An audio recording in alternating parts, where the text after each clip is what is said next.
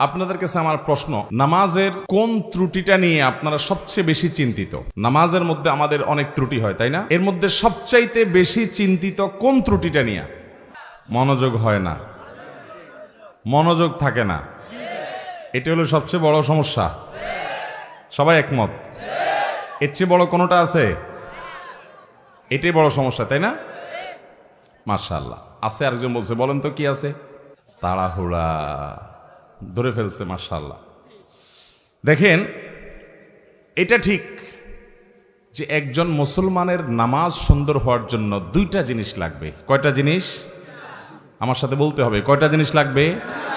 5 ওয়াক্ত সালাত আল্লাহর কাছে গ্রহণযোগ্য হওয়ার জন্য, সুন্দর হওয়ার জন্য, এটা জান্নাতের চাবি হওয়ার জন্য দুইটা শর্ত, দুইটা জিনিস লাগবে। একটাকে বলা হয় খুশু, আর একটাকে বলা হয় খুদু। খুশু মানে হলো নামাজের ভেতর, আর খুজু মানে হলো নামাজের বাহির। বাহির এবং ভেতর এই দুইটা যদি আপনি